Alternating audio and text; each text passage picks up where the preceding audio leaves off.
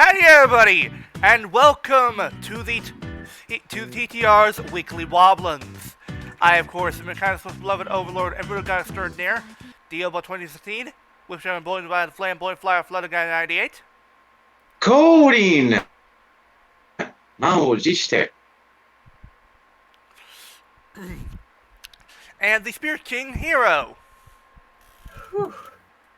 Oh boy, it's just been one of them days. Yes, people, we're back with our new segment where we bring you the latest toku.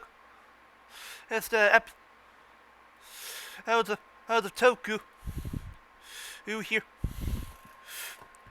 they've been released. These that include Kiramager, Saber, and of course Ultraman Z.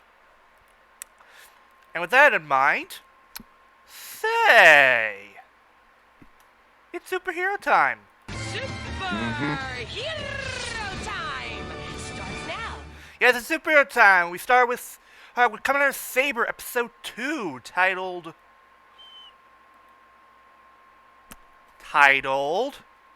Let me get to the document.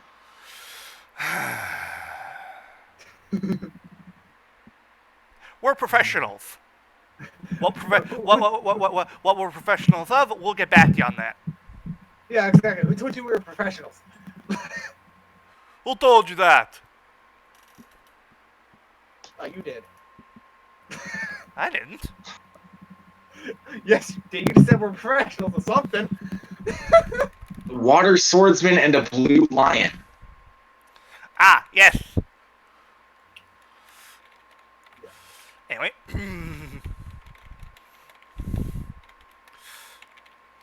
Go ahead, DL. So, we pick up where we left off with a mysterious man coming in and pulling an Old Spice commercial. Ladies, look at your rider. Now back to me. Now back to your rider. Now back to me. I'm on a lion.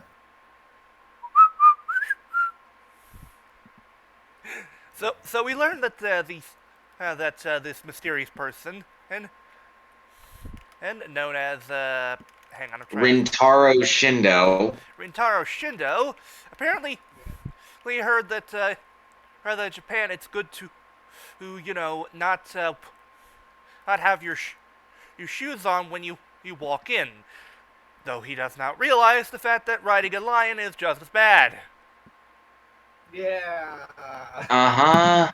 And oh boy, here we go. A blue secondary rider. He hates the main rider's guts. And oh look, he's already handing the Toma hand over the Seiken sword driver and the Brave Dragon Wonder ride book. He probably is gonna fight him and try and take the book back for us. Wait, what? What do you mean he's civil? He's actually nice? Wait, He is. Huh? He was just asking him to hand over the Seiken sword driver and the Brave Dragon Wonder ride book because he thought that he wasn't official, he thought that he wasn't fit to be a rider, but as we soon learn, that's not the case. Yeah. Okay. Wait, hold on. So we have a secondary rider who's not an absolute douche? Fools! You've messed with the natural order! Yeah. Especially given how long it's been since we've had one. The last time we had a nice secondary rider was back in Wizard. With Beast. Yeah. And while you could say, well, what about Go? Yeah, Go was a nice guy. Problem was he was also a racist.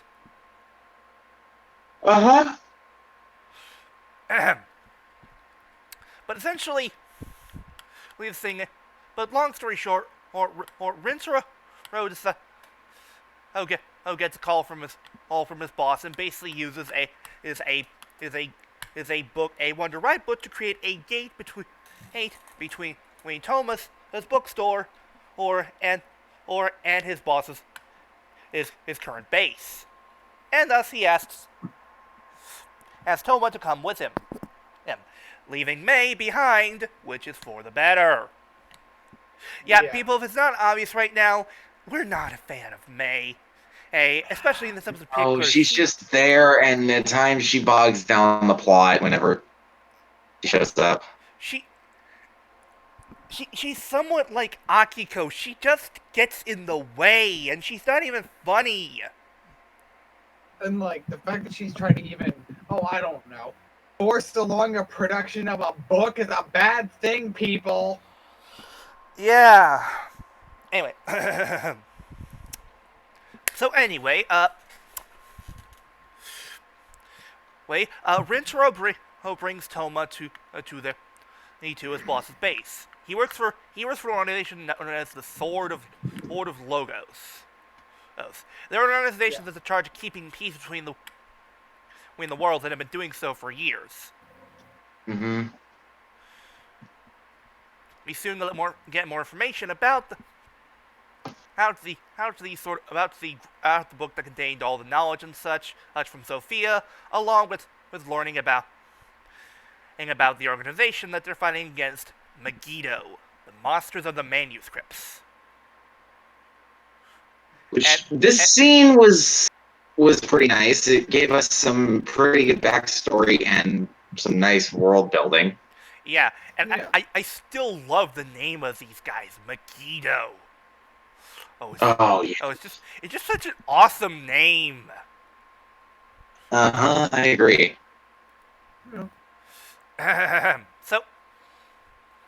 So unfortunately, the Megiddo is still causing trouble. But Sophia, the person who's currently in charge of the Sword of Logos, basically says that Toma has been chosen by the sacred sword, or is now I'll become a writer. Of course, they don't mention the legacy of writer and such, but we won't dwell on that. But basically, Lee Toma's left to ponder about what to do. Until the next day when Rentaro comes over and basically says they got a job to do because Megiddo is currently is trying to merge one part of the city with another. Yeah. With their altar book. Yeah. Now we learn. And it's gotten pretty bad. Yeah. Now we learn from Rentaro that apparently the thing is you can actually enter the domain of the Megiddo, when they're trying to use the altar book by using the Wonder Ride book and of course the Seiken Sword Driver. Everything's going well until May shows up and basically tries to Lee shoves them both into the book. Which have we mentioned we don't like her yet? Because we don't. All because she thinks that the book looks cool. All because she's curious. For God's sake, Ace woman, and go use TikTok or Instagram or Snapchat or whatever the fuck you want. Leave us as the goddamn professionals. God. Anyway, so we see Rintaro say that he'll actually show Toma how to properly fight with a sword and such, and thus changes it to Kamen Rider blades. Yeah. Blades, and admittedly put them a pretty damn good fight. In addition, we also get to see the grunts for the series. The Shimi. And the Shimi are actually quite interesting because the thing is, the Shimi are based on a specific type of bug. Yeah. Paperfish. And the thing is, paperfish are notorious, mind you, for being the main reason books end up being destroyed. And the thing is, the cloaks they wear are even an example of of a damaged page. I love how thematic that is. I know. I love when Rider gets creative with their grunts. So do I. Hell, the thought just occurred to me. Geo didn't even have any grunts. No, you're right. Huh. Weird.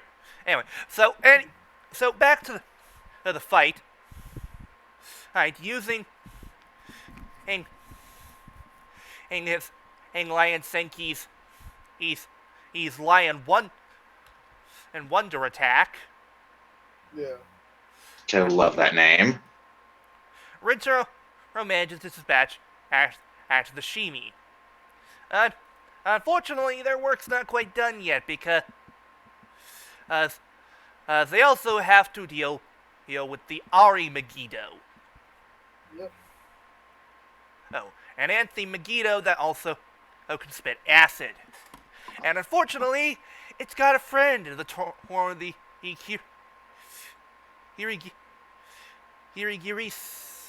Kirigiris, yeah. Yeah. Megiddo, which is apparently protecting him.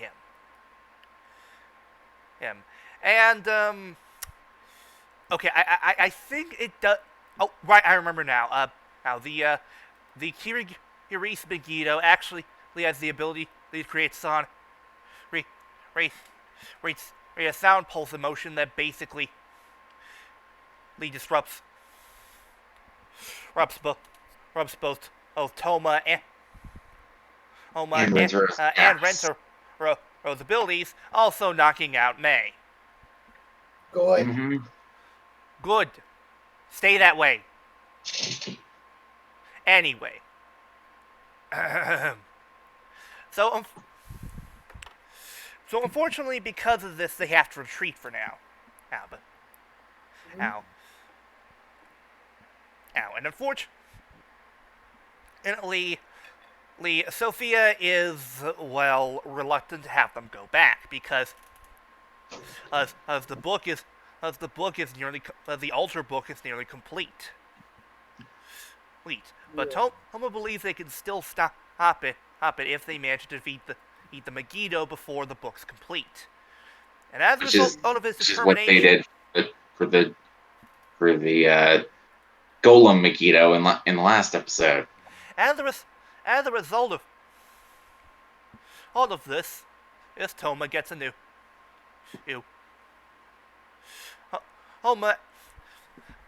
mysterious new Wonder Ride book reacts to Toma's determination, known as the Diago Speedy. A book that apparently only he can use. Yeah, which is his rider machine. And I will say, I like the design of it. So do I. Very motorbike-esque. It kind of reminds me of somewhat of Kiva's ride machine. Oh, the Machine Kiva. Yeah, I can see that.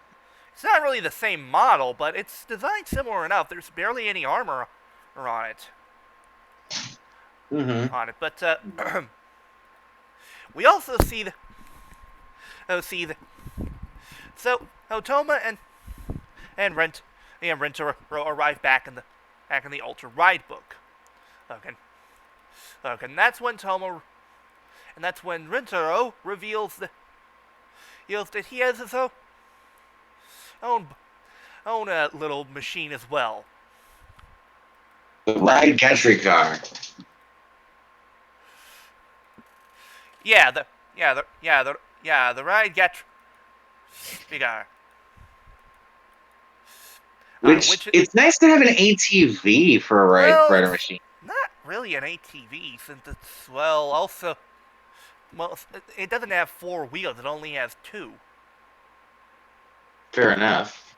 But it's still cool regardless. I like the design of it and the fact that it also becomes a phone. Yeah, so do I.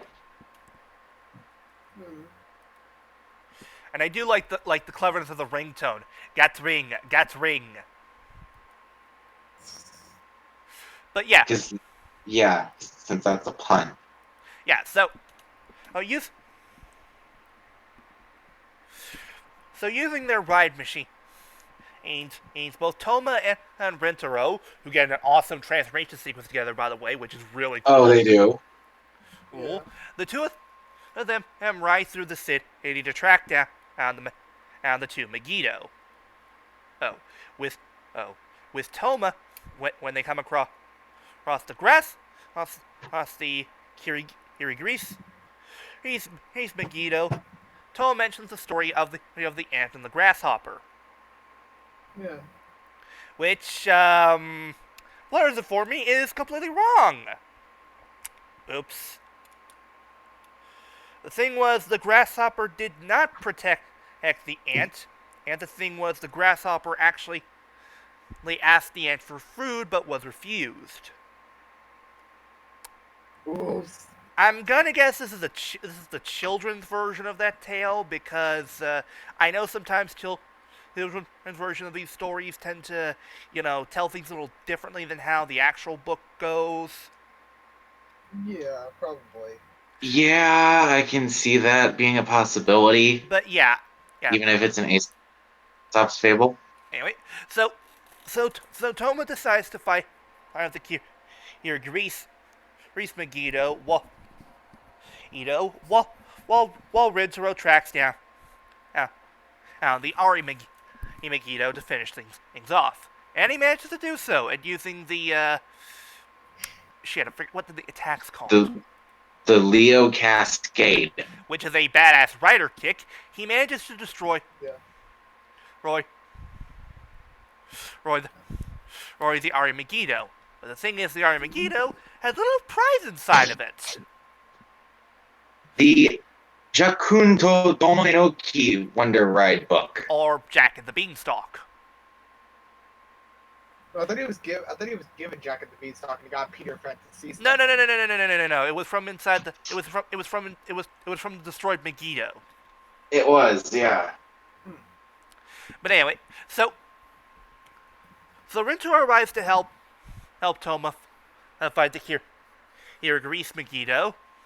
Oh, and even shows off an ability with the Wonder Ride book that you can actually scan it on the sword, and as a result, it can unleash different attacks.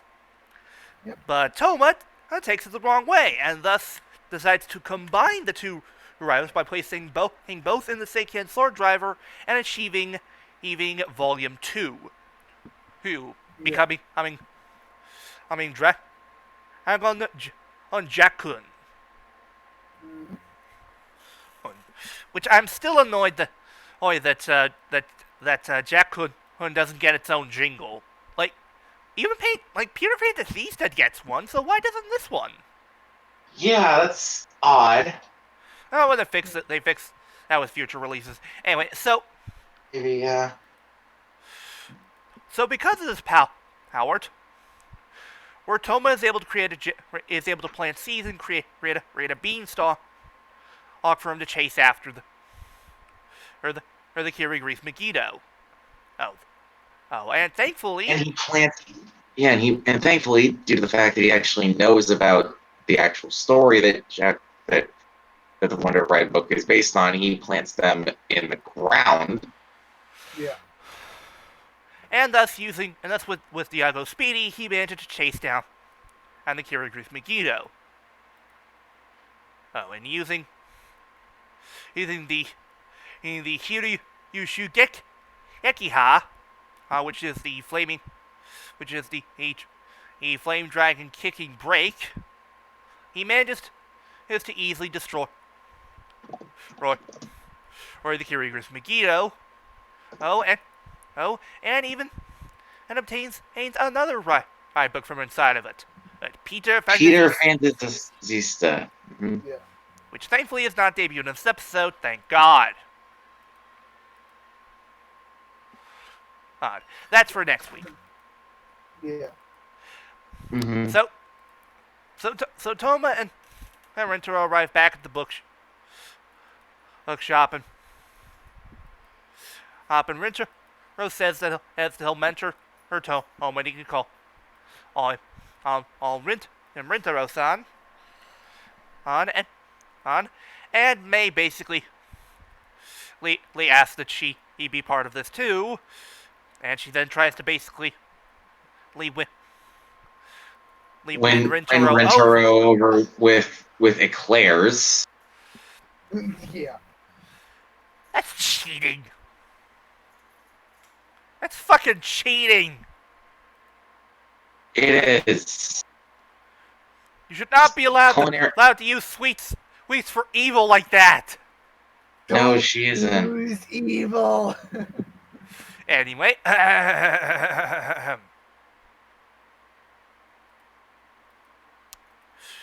however, during the madness, we see, Aladdin? No, actually, it's Kento Fukuamiya, who comes in on a magic carpet, revealing that he actually knows Toma, but Toma does not recognize him at all. And thus, that ends the episode. Oh, now, the thing is, people, it's been rumored that apparently Kento is Espada. However, I'm not fully convinced by that. And here's why. The ending shows Toma, May, and Rintaro. Why would it show all three of them when the visuals show Espada, Blades, and Saber? My gut feeling tells me that Espada will be Saber at first. That Kento will be Espada at first, but but eventually May will be given the powers and become a rider herself. If that is the case, good. At least she's useful somehow. Yeah. She might become another rider, but we'll see. Honestly, it looks like she might become a Espada, because look at Espada. It's pretty much fun without some of the parts. Fair point. Anyway, so next episode, do you think we'll be getting the debut of Espada, right? Wrong! No! Instead, we're getting the debut of Ryo Ogama. Ryo Ogami. Ogami, and his son, Sora Ogami. Yes, I said son. Because, we actually have a good writer who's a parent. We actually have a writer who's a good parent. Yeah. So next week we're getting to the debut. You've Kamen Rider Buster, and I want that sword. I want it so badly. like seriously, people. We have a look at at how big that sword is compared to other Rider Blades thanks to a production shot. And this is how big it is. Look at it. It's double the size of any Rider Blade that's come before. It's twice as big as the Gashikon Breaker, the Gashikon Key Slasher, the Beat Crosser, the Muso Saber, the Deep Slasher, and it's double the size of the goddamn Hamkai Kenreka! Yep. Mm-hmm. Jesus Christ, this thing's a man sword! But, yeah. Overall, I really enjoyed this episode. This is a really good one. It was. It gave us some nice backstory, some good character interactions, and not to mention it pieced out the form nicely. Yeah. And what I feel really helps is this shows that Rintaro, and Toma are on equal ground. Rintaro might have more experience, but Toma is a lot more of a creative thinker, him having more knowledge of fantasy novels, but also thinking outside of the box. Uh-huh. Yeah. I like that dynamic. I really like So do that. I.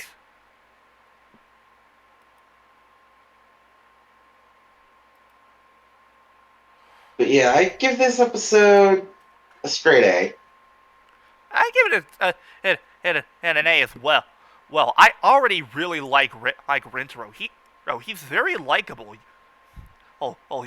He's polite. And you know that regardless of his actions, he means well. Actually personable. Yeah. Also, a great way of introducing the rider machines too, Oh yeah. and getting a good bike fight as well. Well, we rarely get those in Rider. Now, whether do. this will continue or not is Especially yet to be nowadays. seen. But still, this is good. Mm-hmm. Good. Also, one detail I do like when it comes to transformations is how they use the element to basically show the blade extending.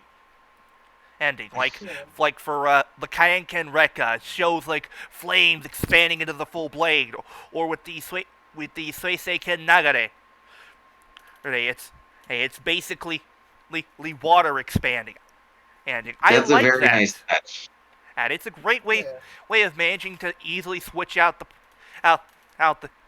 prop used for the sword driver, Mm-hmm. and the prop used for the actual fighting. Yeah. I will say so far, I'll admit, episode 1 did not impress me, but episode 2 definitely did. And I am legitimately impressed now. I'm curious to see where this is going. So am I.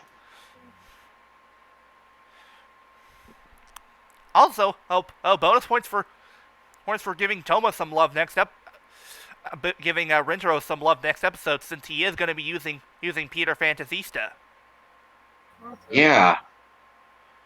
It's nice that If I can make one complaint, it's the fact that the Megiddo don't they're really. allowing him to If I can make one complaint, it's the fact that the Megiddo don't really match the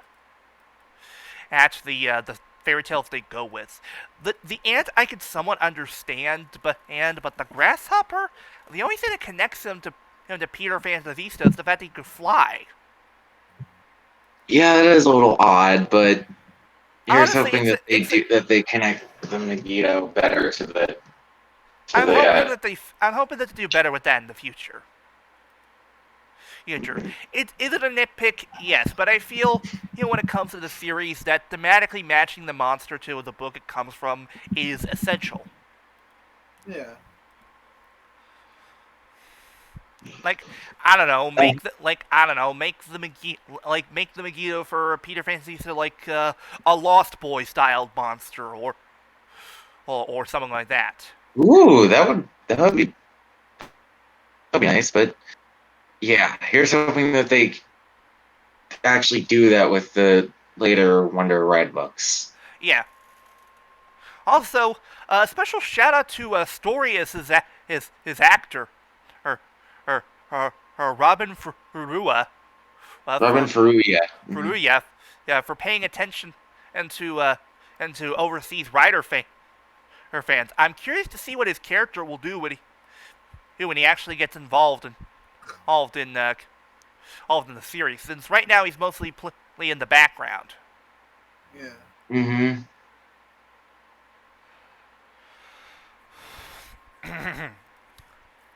But yeah, Anyway, next up we've got Mashin Sentai Kiramager, episode 22.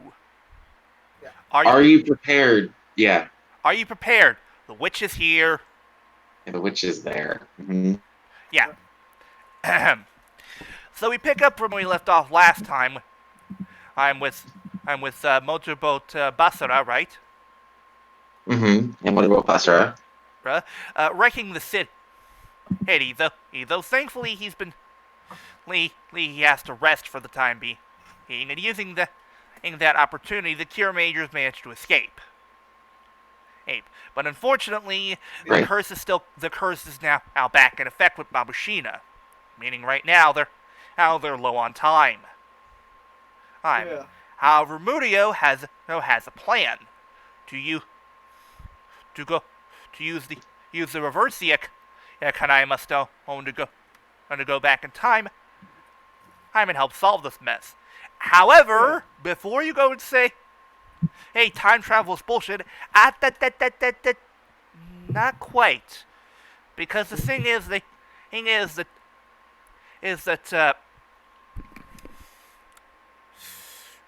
Tamatomo mentions the fact that if they go and defeat the witch, it'll basically change history and it might erase them. Yeah. Murio, however, has a plan. Because they do have the Akukirame Stone that was hit by shit, I forget her name.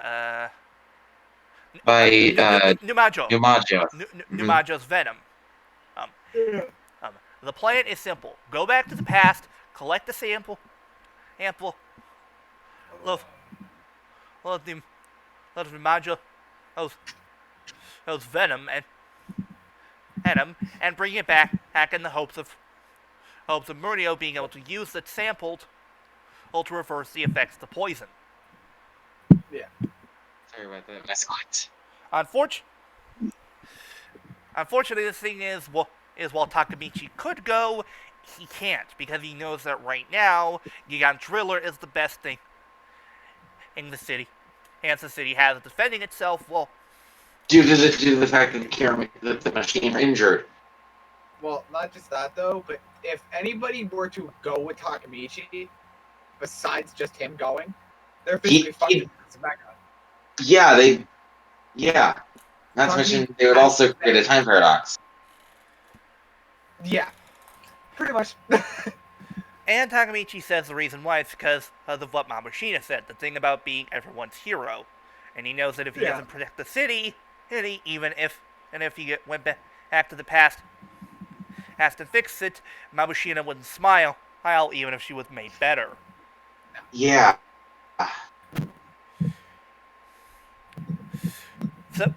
So Fires here takes Tamatomo, Senna, and Juru back to the past, as to Yodoheim, and to basically Lee finds the cup that Numajo drank from hopefully using that as a way of figuring out how to undo the effects of her venom. Yeah. Meanwhile, while it is happening, someone needs to hold off King Oride and Mabuyune and Takamichi. Yeah. Thus Tamatomo has a plan to disguise himself and Senna as Betchats. Yeah, it's Bachats. And it actually works. Somehow. Even though the disguises are fucking pitiful. Like, Jesus Christ, it's just a mask and a little bit of a garb, and that's it. Yeah, but meanwhile, Judo tries to at first use Shigeru's technique to try and get the cup away, but, well, let's face it, people, nothing's ever that easy.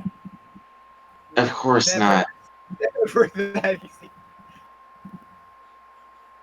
Unfortunately, because of the fact that Judo was spotted, Numajo plans to kick his ass. Oh, fuck. And we get a fight scene between... a pretty awesome fight scene.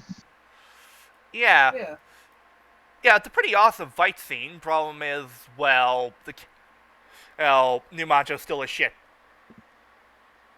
It's suit design. Oh yeah. I'm not disputing that at all. Anyway, so the problem is that not only is Numajo strong, they're running out of time. However, Judo comes up with. Judo can't reach the cup, However, he has a backup plan, and using the Kiramager, goats Numajo to attack him with her venom. Yep. He managed to use the Kirame shield to protect himself, but in the meantime manages to get away thanks to fire. Yeah. Due to the fact that they're running out of time. Yeah. Because and also due to the fact that she wouldn't recognize who fire is, considering the fact that it's clearly different than what it used to be. yeah, so meanwhile back in present time, the others are trying their best to hold the line, but Garza, being Garza, interferes with everything. Yeah. Also, why does it feels like Takamichi basically stole Judo's rival? A little, I can see that. Well, the thing was, though, is that remember, he was Takamichi's before he was Judo's. Still, though, Yeah, but you're complaining about something that really wasn't there at first, though, technically, so... the thing is... Yeah, you're right. I guess... I don't know. We'll have to see what happens next. But anyway. So Sayo tries to use Bashin Express to try and hold down Motorboard.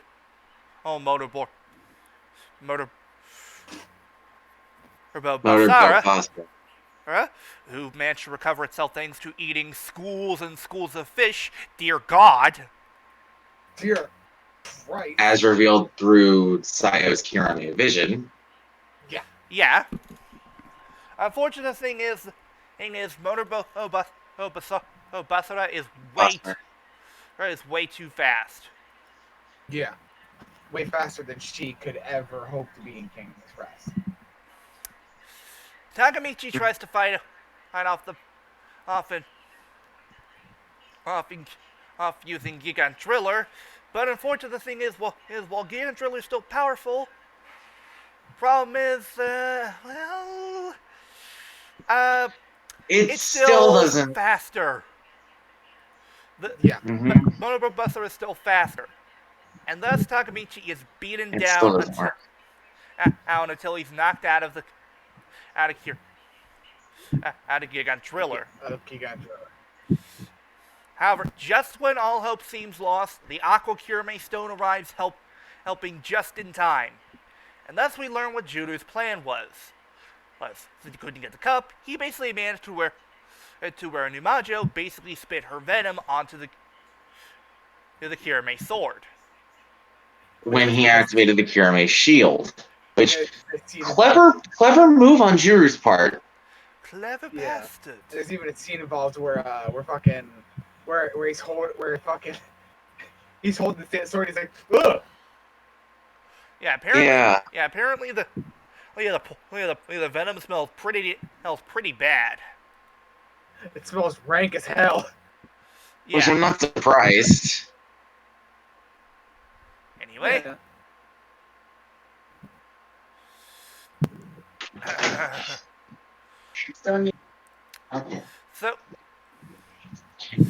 So Judo reveals its new form that. Guys, I'll be back. To go to the store. All right. Sorry. We'll probably be done by the time he gets back. I mean, it's only episode recap. It's not like we. Yeah. Agreed. Anyway,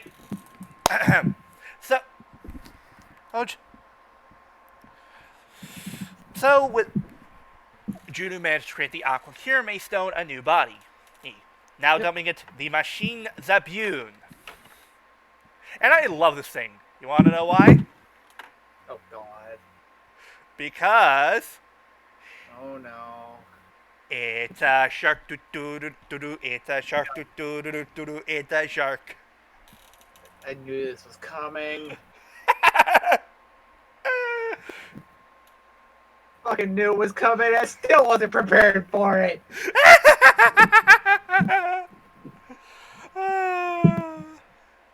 Anyway, so using Mashin Sentai you, Junu manages to take out the engines of motorboat Basara, Yeah. right? Making it to where it can't swim anymore. Or also thanks to Zabune being fast enough to catch up to it. Yeah. However, Junu's not done yet, as the reveal.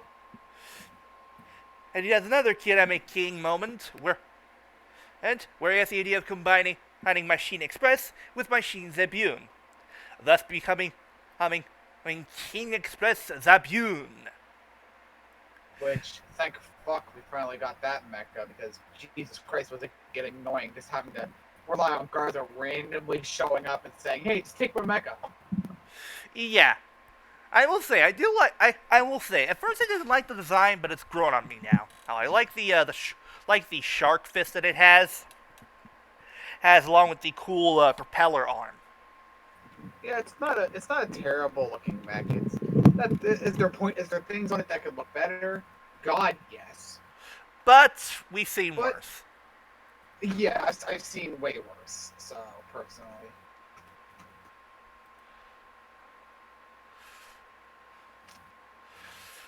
But yeah.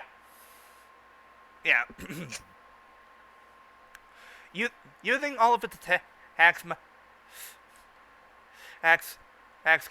King Express up you would easily managed to deal with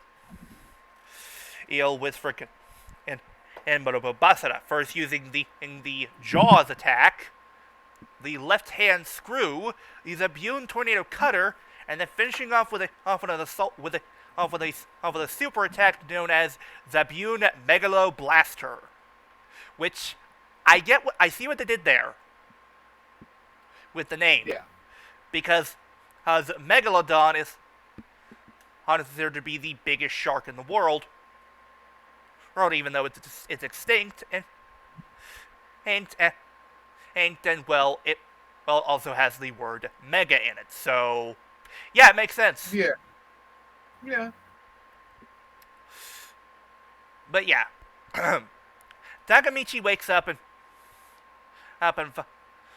wonders what the hell happened, and Mario first tries to make it seem like Mabushina's dead, but instead she just came to visit him.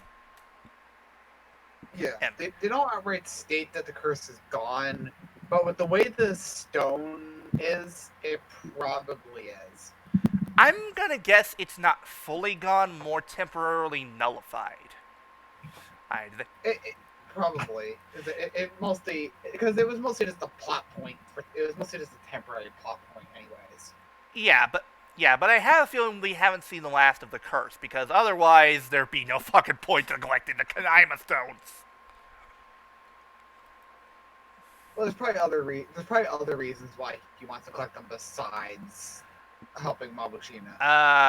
No, the main reason he did was to help Mabushina. So yeah. I'm saying, like, if the curse wasn't there, you'd still have a reason to do it, though. True. But anyway, and thus with a happy reunion, it ends the episode. Yay! This is a pretty good episode, I'll admit. Yeah. I definitely give it a solid A. Yeah, it was a really good episode. I won't lie about that. Though next time, what the fuck? Oh, I've actually seen the episode. It's just about as weird as you think it is. Queen Mama Yuine is still alive somehow? The hell? Well, I'll explain afterwards, because how she's actually alive is fucking weird as hell. Uh-huh. Oh, by the way, we forgot to mention something about Queen Mabu Yuine, and that's that her staff is actually a reused prop. Oh? The staff that Mabu Yuine uses actually the staff belonging to another her sorcerer-like character, her in Super Sentai. In particular, Suisei from Gal Ranger. Oh, that's why that looks so fucking familiar to me. I'm amazed they still have that prop. Yeah, but I mean, like then again, it's just a staff prop. Those are easier to I keep. I know. It's just Power Ranger was like years and years ago. Oh, I thought most of the props for those have been destroyed by now. No, they keep some of like the. I know a lot of the time with Sentai stuff, they usually keep the weapon props around just in case. You'll forgive my confusion for if it's and about them being able to take care of their stuff given the gill suit situation. No, I'm talking about the weapons, not the suits themselves. Those go into disarray very easily depending on the suit in question, but the weapons are. Anyway, but yeah, finally we have Ultraman Z. Episode 12. The Cry of Life. Yeah. Oh boy, here we go. Oh boy. I'm gonna warn right now, people, we do not have nice things to say about this episode in particular.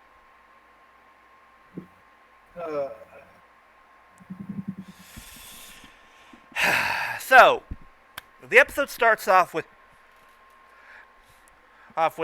Storage fighting off the Kaiju Grigio Raiden. Yep. And however, when Haruki gets involved, he recognizes it as Grigio Thunder, or Grigio Raiden, is the same monster that killed Daddy. Well, remember, Haruki was fighting it first, and then I think it was Yoko that joined in. Yeah, so Still, yeah, because of this, Haruki has a heroic blue screen. for the second time. Well, no, this is the first time. Remember? Or it happened earlier when he did the thing with. Yeah. Yeah. Oh wait, I think this is before the. Yeah. So, whatever. So the group had to regroup after the whole thing went badly, and thus we learned some information about Grigio Thunder. Yeah. Being that shit, I forget what the organization's called. Hold on, let me see here. Come on, where is it? I literally went back. I'm literally in the episode right now. I'm trying to find where it is.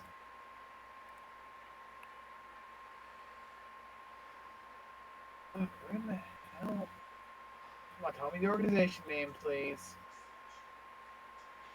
I just remember it was the same organization from the fucking medals that gave us. I think it was Game of Future. I think it was. Oh, right, I remember now. The Global Allied Forces. Oh right, yeah. Anyway, the Global Allied Forces, his chief director, Hirayama, reveals that apparently the GAF are responsible for Grigio Thunder, Grigio Raiden, going crazy all those years ago. Because apparently they were experimenting on him while he was still sleeping, and as a result, he accidentally woke up. Oops. But there was also a scene of where fucking, I think it was. I'm trying to remember the girl. I'm trying to remember the scientist's name, that girl. Yuka. Yuka? Yeah, it was Yuka. Right? Where she's fucking messing with the skin cell. Oh, right, that. Fucking, but, space in the background. But, yeah, but yeah, and I know what you're thinking. Oh, this is gonna cause Haruki to distrust the GAF, have her blame them for what happened. Nope! No. In fact, the GAF never face any consequences for their actions, even though they are taken responsible for the deaths of several years ago. What the fuck? Yeah, it's a little weird. It makes no sense. Like, when this stuff happens, usually the organization is held accountable for it. Or then I would expect at least Haruki to have a reaction to this, but no, nothing. Haruki has a quick training montage, remembering what happened with his father, Yeah. and he gets pumped to fight Grigio Raiden one more time. He teams up with Yoko, as Yoko goes in King Joe's storage custom, and as while Haruki gets the mecha chicken. I mean Wyndham. The two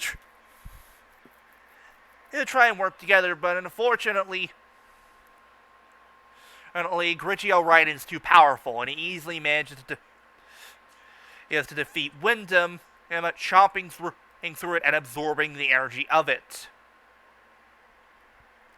Haruki manages to get away and changes into Z, and you think, oh, this is where things are going to get good. He's going to finally get his revenge for his father. No.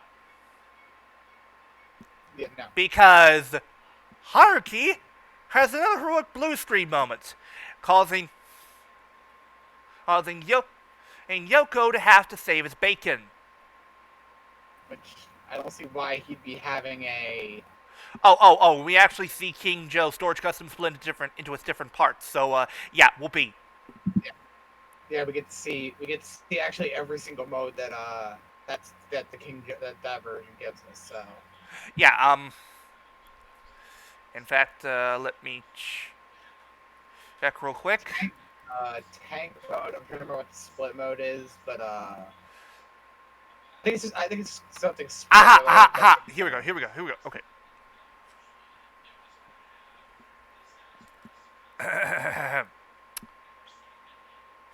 In the separate mode, it becomes the head fighter, the leg carrier, the core ship, and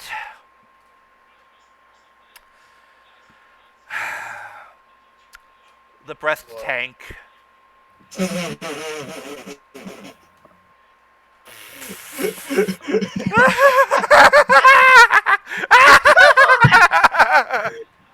Come on, Ultra! Can you please get away from the word breast for 5 minutes, please? Seriously, first Thunder Breaster, and now this. And soon, and eventually, we're gonna get what, Sigma Breaster even? Maybe, who knows? Christ! We also see King Joe assume its tank form before combining into its robot form, and admittedly we get a pretty cool maneuver where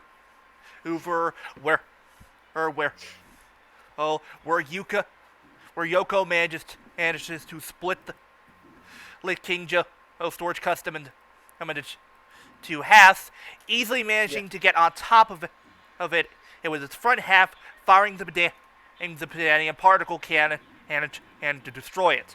And thus, Grigio Raiden is defeated. Wow!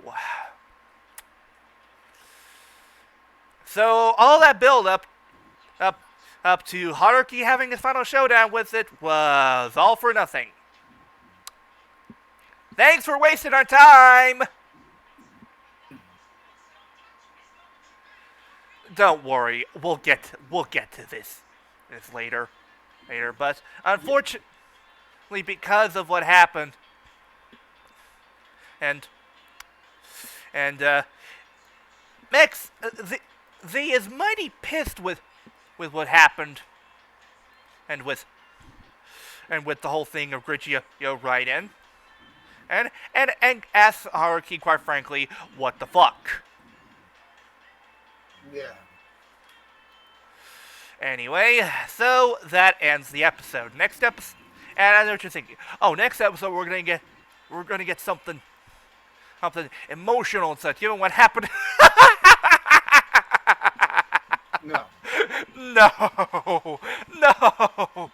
What we're actually getting is a comedy episode focusing on on Kanagan swallowing the Ultrametals. Yeah.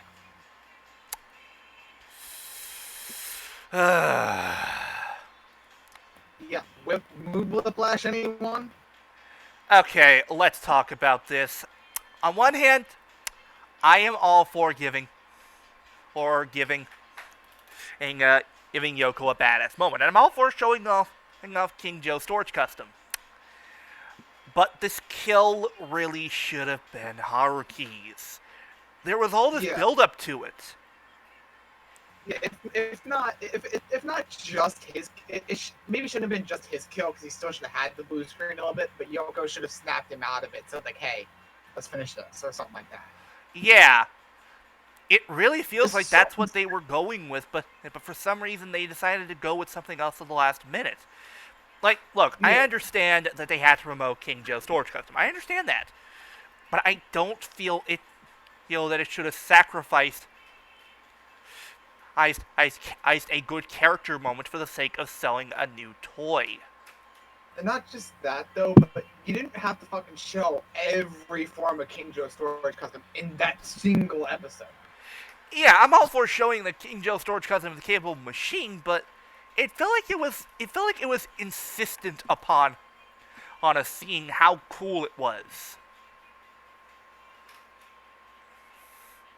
Like, Yeah. don't get me wrong, King Joe storage custom is cool, but it feel like it overshadowed Z in this episode, and that's not good.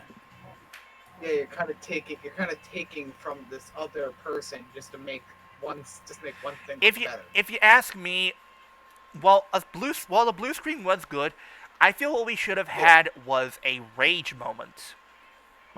Like Haruki loses his shit, starts beating the shit out of Grigio Raiden, and Z basically has to tell him to back off because of how savage he's fighting.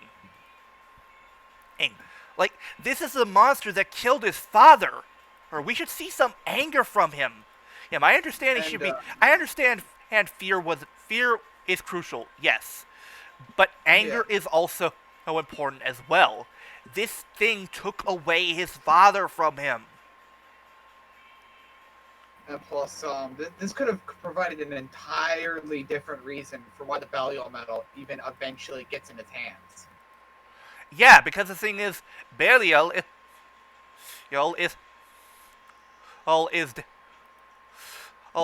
main thing is rage and anger. Yes, it wouldn't have been Belial himself deciding it. It just would have been Belial's core beliefs that were in the medal, kind of just coming into action. Basically. Yeah, and I really don't like the fact that we're following up this serious episode that really should have given Haruki some development for the sake of doing a comedy episode about Kanagan. Like, why? Come on. Like, show you're better than this. There's Mood Whiplash, and then there's this. Yeah, this is worse than Mood Whiplash, because you're giving us 1 week where it's this intense thing, and the next week, oh, now it's funny. I do not have high hopes for the next episode, and I'm really hoping that Z manages to recover from this, because this is not good. Yeah. I can't give this anything higher than a C.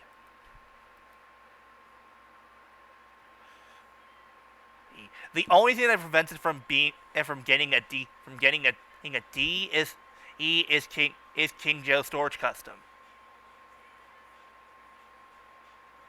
Yeah. And even then, that thing still, they showed it off too much. Yeah, like, it would have been fine if, like, maybe, like, because obviously, if we're talking King Joe, the separate mode has to show up because, well, it's King Joe, for God's sake. But just show But, out like, show up the separate mode. Oh, don't show up the tank mode until next episode. Yeah, and then, like, obviously, well, the robot mode has to be shown off because, well, that's the main fucking gimmick, so. Yeah. But show the separate mode first. First, show off the mode again, and the next episode you can show off the tank mode. Yeah. It's like, pace yourselves, guys. Yeah. But yeah. Anyway, that's gonna do it for this week's TTR Weekly Wobblins. It is time for the sign-offs. Whew. This is definitely a little bit of a new thing we've had to do this way, but I have been Hiiro Spirit King, and well, Z, come on, you're better than this. You were doing fine for like 11 episodes. Come on. Raise your game. Aim, come on. And I, of course, have been in contact with beloved Overlord Riddle God Extraordinaire DLBot 2015, reminding you of them just a passing through Toku fan. Remember that? And word of life, people, if you've got to put a bit of rivalry with a monster, I don't care how badass the chick is, do not let her take your kill. Yeah, no. And don't forget to praise our meme lord, Goddamn Kurota. And of course, sure, we will see you all next time. We might be doing our re-riff of Bill and Ted tonight. That's a possible maybe. Maybe he don't quote me on this. But if we do, we will have a special guest in the form of QB Stand. Yeah, a personal friend of ours. Alright, all I ask is that when it comes to him, do not sign a contract that he gives out. Just don't. Good thing you didn't say that with Ulti around. Yeah, but look forward to our rippables this week. We'll most likely be doing a standard one, or we might be doing 4 episodes of Dogengers. Haven't decided yet. Yeah, we'll see what happens. But it more depends on if Ulti shows up, if she can or not. Which she probably will be able to, but I don't know.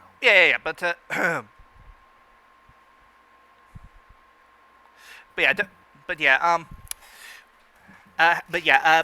Have a good night. Take care, folks. Wear your mask when you go out. Wash your hands. Practice social distancing, and don't be a Karen or a Chad. No one likes that. Yeah. No. Take care, folks. We'll see you next time. Bye. Yeah.